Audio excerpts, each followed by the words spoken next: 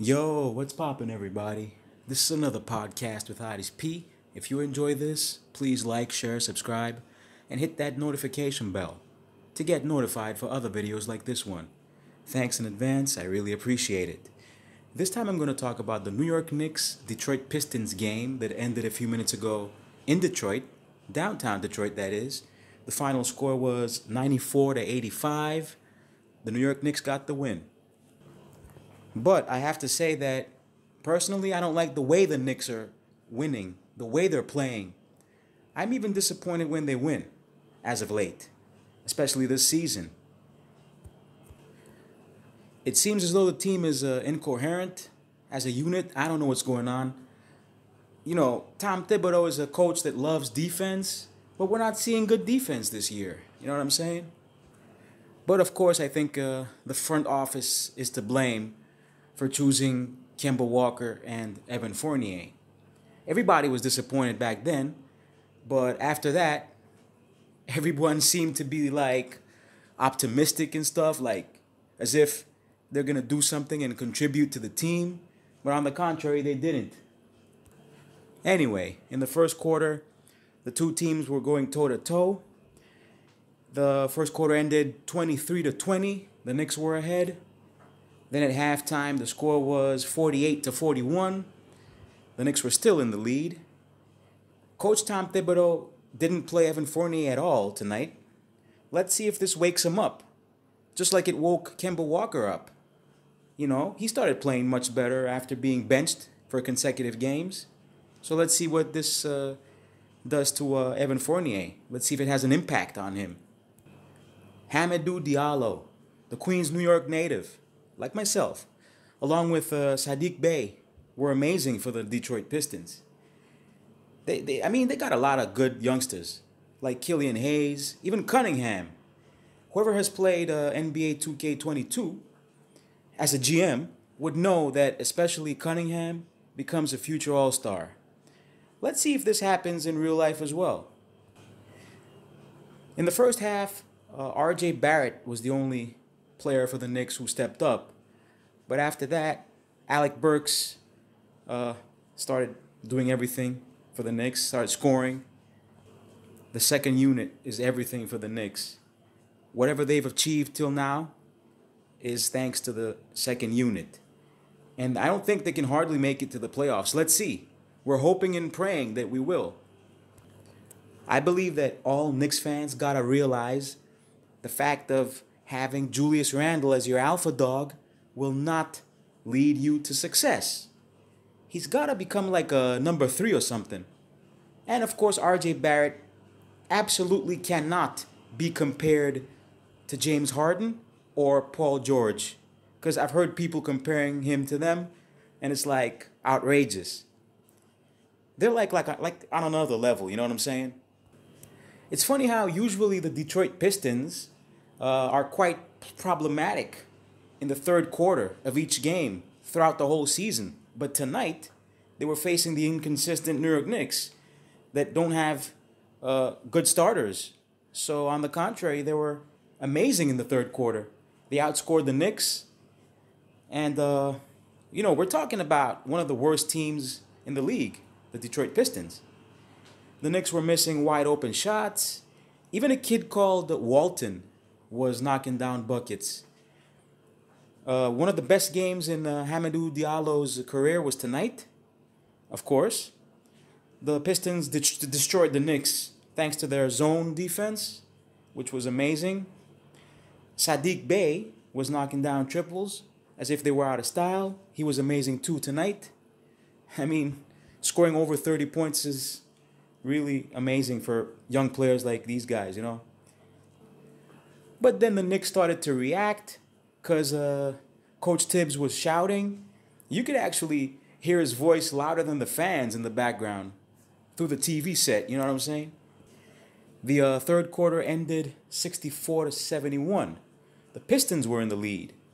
The Knicks scored only 16 points in the third quarter in 12 minutes of basketball. Isn't that a disgrace? But after that, in the fourth quarter, the Knicks improved their defense and their offense. They were scoring consecutively thanks to Alec Burks and Emmanuel Quickly. They had a 19-5 run. The two veterans, Alec Burks and Taj Gibson, both took control of the situation. I don't even like the way the Knicks win games lately, but, luckily we have these veterans. Even Taj Gibson, I mean, he did a lot for us tonight. At some point, the Knicks had a 13-point lead earlier in the game, but of course they lost it. But then at least they woke up again and got the win. Alec Burks was amazing. He had 18 points only in the fourth quarter. Wow. And what about Randle? Whatever happened to Julius Randle? I mean, he only scored 5 points tonight. Mitchell Robinson had 7. Kemba Walker had 2. RJ Barrett had 15. And he scored most of them in the first 2 quarters. All right. Then Obi Toppin had 9. Taj Gibson had 4. But Taj Gibson had 4 blocks as well. 2 assists, 1 steal, 8 rebounds, from which 2 were offensive and 6 were defensive. Randle had 10 rebounds, but okay. That's what he does. He's good at getting rebounds. That's what I'm saying. He's good as a number 3, not an alpha dog. Okay. He had 5 assists, 2 steals. Of course, he had 3 turnovers. He's the king of turnovers. He's a very lazy player, I'd say, even though he works hard in the gym. Like, he seems kind of like lethargic when he's on the court. You know what I'm saying? I don't know why. Maybe it's his body mass, or I don't know what, muscle mass. I don't know how to explain it. It's just Julius Randle, and he's not a swift player. He's not an athletic player, He doesn't jump high and all that stuff. Nah. He's not like Obi Toppin.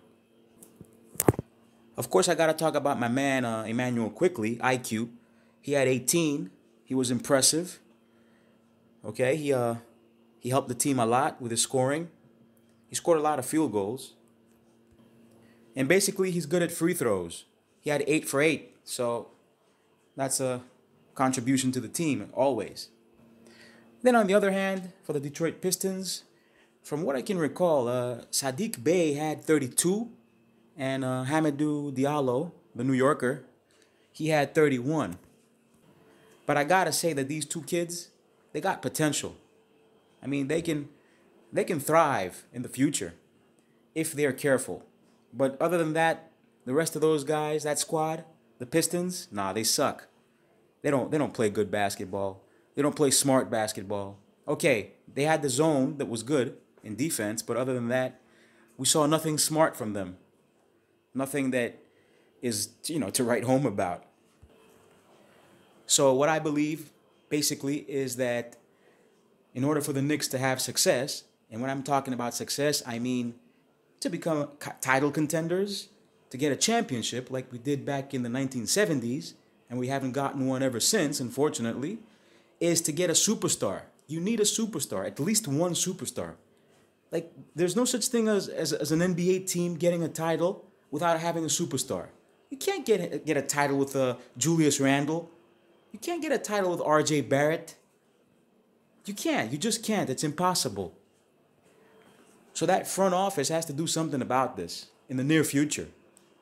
Like, come on. This is outrageous. I mean, we're proud of our city.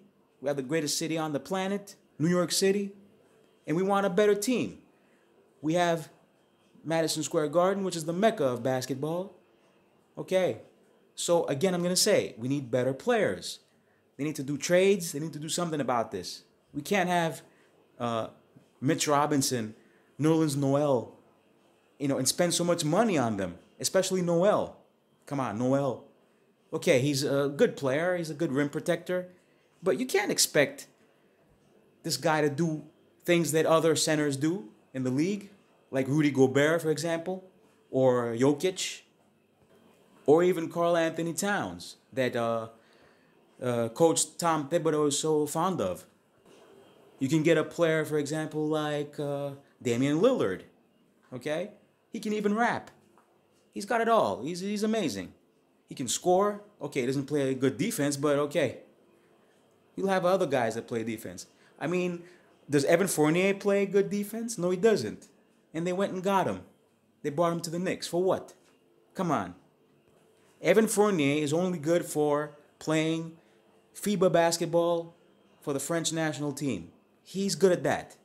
He's not good for playing defense in the NBA. So let's see what the near future holds for us in the New York Knicks.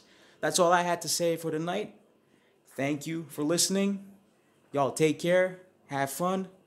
Enjoy, the new year and everything. And tune in for some other time. I'm going to make another show in the near future. Be good. I'm out. Peace.